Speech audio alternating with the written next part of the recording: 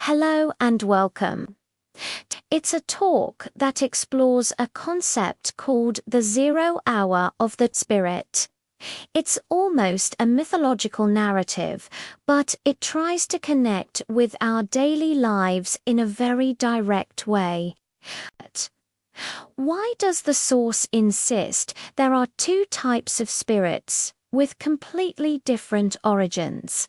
Okay, so to start, the most shocking idea from the source is that not everyone started the game on the same level. It says one type of spirit was created like a state-of-the-art computer, brand new, with the most advanced operating system and all the programs pre-installed. Perfect. This would be the original, sublime 0 hour. Because there's a second category, the simple and ignorant spirits. Using the same analogy, they would be like machines that came with just a motherboard, just the basic operating system, and that's it, nothing else. No programs, no apps. They had to acquire everything from scratch, the hard way, through billions of years of experience, mineral, vegetable, animal, until they became what we are today. And here's where it gets really strange. The source suggests that the creation of this second group wasn't in the script. It wasn't the plan. It was a response to a problem, an accident in creation. It's as if an X appeared in the universe's equation, complicating everything. So, the birth of us, this second group, wasn't a celebration. Far from it.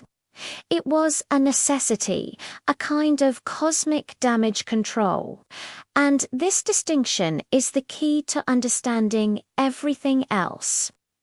Because now we have two parallel universes, so to speak. On one side, beings of unimaginable purity in a perfect, closed paradise. And on the other side, us. Beings forged in chaos who not only downloaded useful programs like learning, but also accumulated a gigantic amount of viruses and malware. Corrupted files, what the source calls problematic protocols and traumatic emotional memories. Our hard drive is cluttered with stuff that doesn't work right. In other words, one group is pure theory, the other is practice. We are the universe's stress test. And according to the source, this test has been running for billions of years. So we have these two groups living in completely different realities. You might think, okay, to each their own. The perfect system over there, the chaotic system over here. But that's not how it went.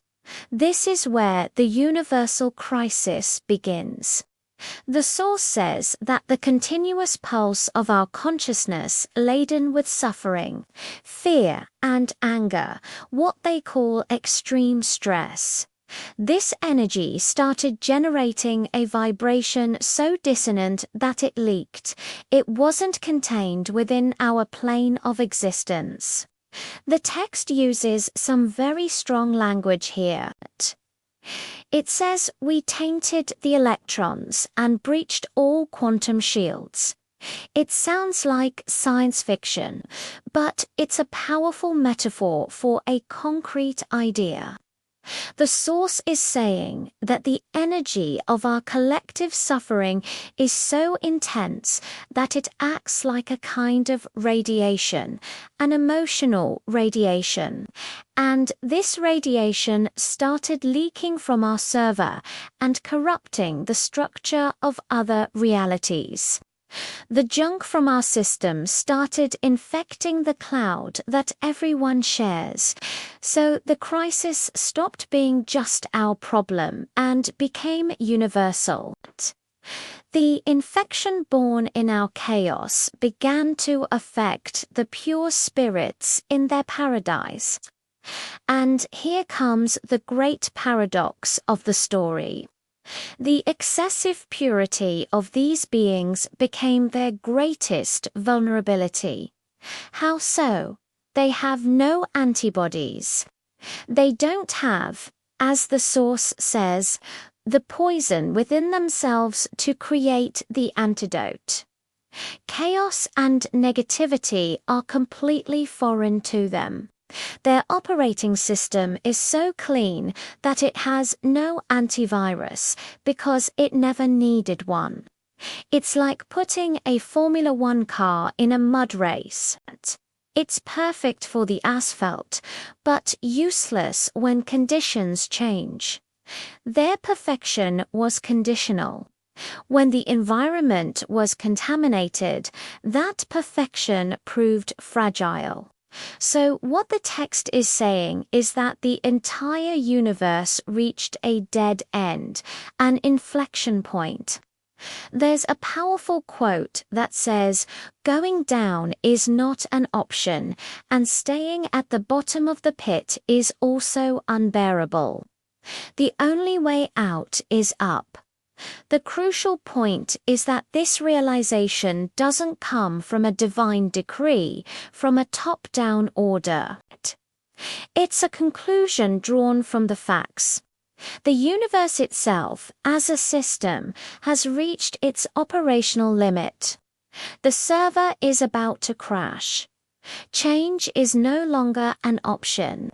It's an imposition of reality to avoid a total collapse. Okay, the whole universe is in a bind. The perfect system is being infected, and our system, the source of the problem, is at rock bottom. So, what's the solution the source presents? A general reset. Almost. The proposed solution is radical. The need for a new 0 hour. A complete reboot for all spirits, without exception, for everyone. But here's the genius of it. The task isn't the same for each group. Each one has different homework. Let's go back to the computer analogy. For the pure spirits, Group 1, the task isn't to delete anything. Their system is clean. Their job is to install what's missing. Download updates.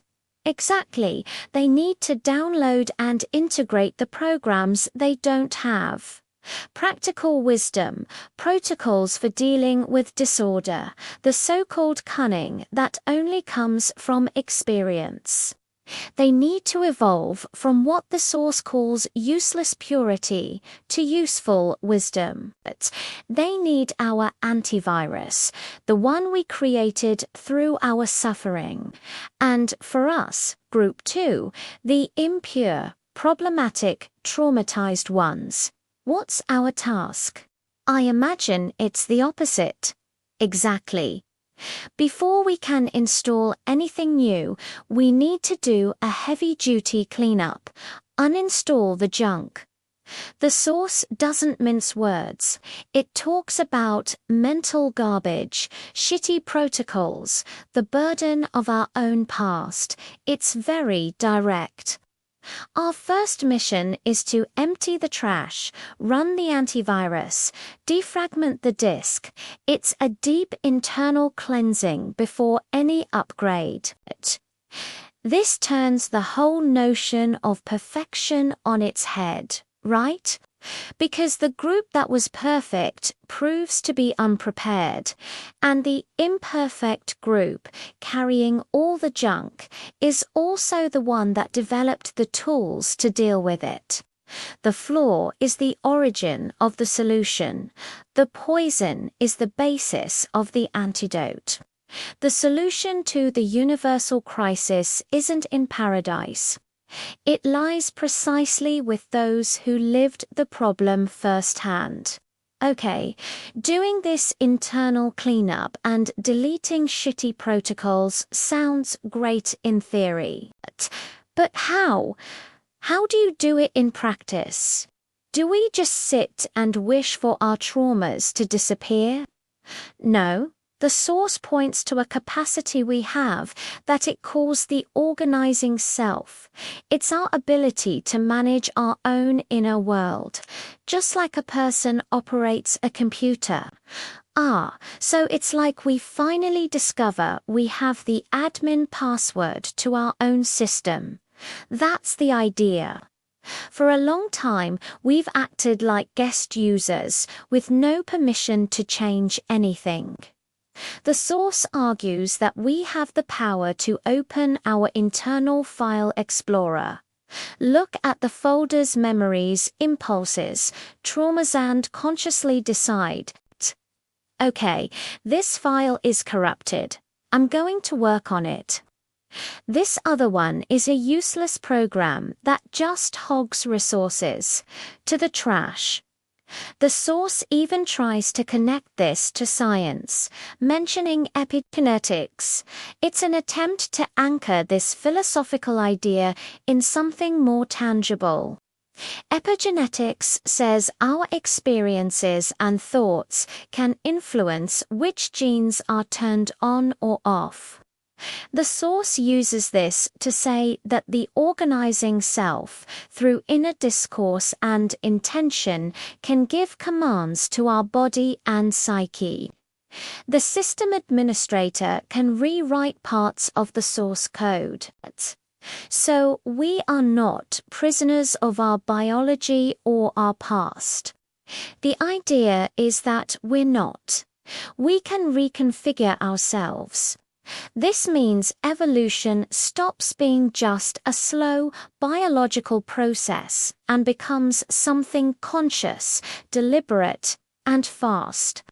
And there's one last detail I found crucial. The source says that for this transformation to really work, especially to help others, it can't just be a mechanical cleanup.